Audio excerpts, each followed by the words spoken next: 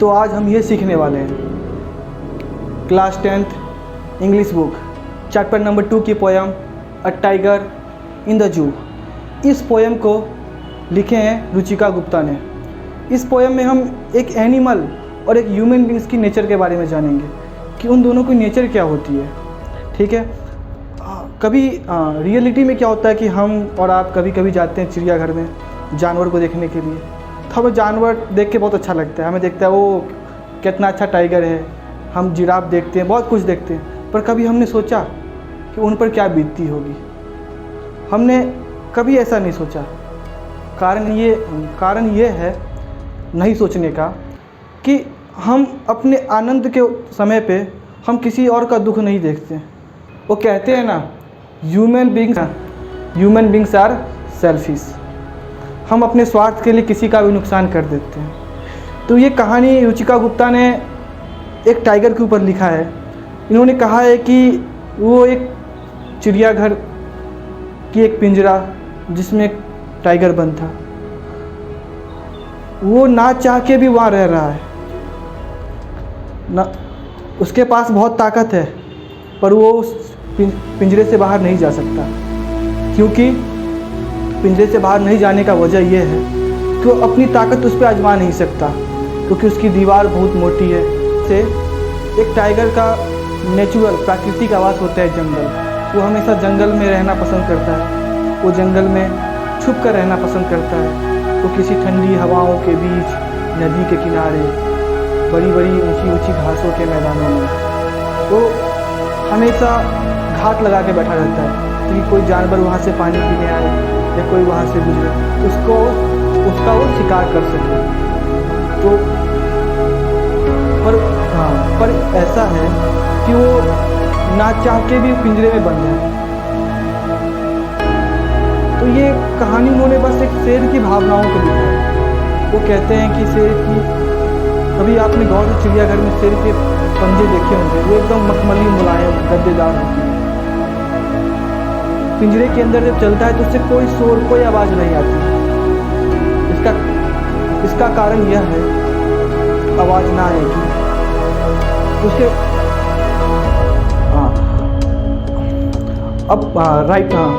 Writer अब यह कह रहे हैं कि जब शाम को पुलिस की गाड़ियाँ पेट्रोलिंग पे निकलती है, पेट्रोलिंग मतलब होता है गश्त लगाना। जब पुलिस की गाड़ियाँ उस चिड़ियाघर के आसपास से गश्त लगाती है तो वहाँ के जो कार्स होते हैं, कार की जब आवाज़ शेर को आती है या उस पुलिस की पेट्रोलिंग कार की आवाज़ उसे कान तक पहुँचती है, तो उस पर कोई प्रतिक्रिया व्यक्त नहीं करता है, क्योंकि उसके अंदर की जो खूंखारपन, जो उसके अंदर की जो ताकत थी, वो मर चुकी है। क्योंकि वो कहते हैं ना, किसी भी एक अच्छे चीज़ को 10 इंसान क्रिटिसाइज करेंगे, बुरा कहेंगे ना, एक समय ऐसा आएगा कि लोगों को यकीन हो जाएगा कि ये चीज़ बुरा है और ये गलत है। हमारी लाइफ कुछ ऐसी है, हम आप भी कुछ इस तरह से। अगर कोई इंसान अच्छा कर रहा होता है तो हम क्या करते हैं, उसे क्रिटिसाइज करते हैं ताकि वो काम वो छोड़ दे। इसका नुकसान यह होती है कि वो काम कभी हो नहीं पाता। तो ये कविता एक शेर के भावनाओं के बारे में है। हम इंसानों को जानवर के लिए अपने हमारे मन में प्यार होनी चाहिए। शेर एक पावरफुल होने के बाद भी पावरलेस महसूस कर रहा है। कारण इसका यही है कि वो असहाय, कमज़ोर महसूस कर रहा है, पर वो कमज़ोर नहीं है। वो जब चिड़ियाघर में बहुत सारे लोग जानवर को देखने आते हैं तो उनके बातों पर प्रतिक्रिया व्यक्त नहीं करता है। अगर वो खुले वातावरण में प्राकृतिक आवास के अंदर होता, वो इंसान की एक आहट पे भी वो बहुत भयावह प्रतिक्रिया कर देता। तो वही है, हमें किसी की फ्रीडम नहीं छीननी चाहिए। हमें हमेशा फ्रीडम और प्राइवेसी की रिस्पेक्ट करनी चाहिए। वो एक स्वतंत्रता जो होती है ना मनुष्य की, वही उसकी बढ़ने की चाह होती है। वो एक कविता की आपको 4 पंक्तियाँ सुनाते हैं।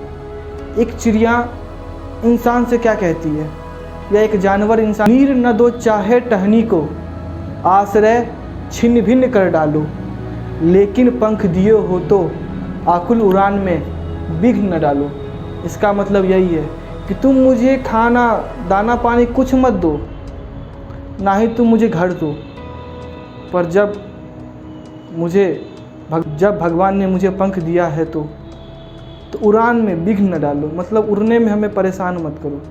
तो वही आज हम उन सभी को कहना चाहते हैं जो अपने घर में चिड़िया को पिंजरे में बंद करके रखते हैं, जानवरों को बंद करके रखते हैं। यह एक मानवता के नाते सही नहीं है। हम अपने स्वार्थ के लिए, अपने आनंद के लिए हम उसे बस एक बंद करके रखें, जो कि बहुत गलत बात है। तो जो भी ये वीडियो देख रहे हैं या जो ये कविता से सुने हैं, कुछ भी सीखे हैं, अपने लाइफ में आप जानवर के साथ प्यार कीजिए, उनके साथ रहिए, पर उसे कभी बांध के मत रखिए, क्योंकि उनका अधिकार और उनका हक है कि वो अपनी ज़िंदगी जैसे चाहे वैसे जी सके।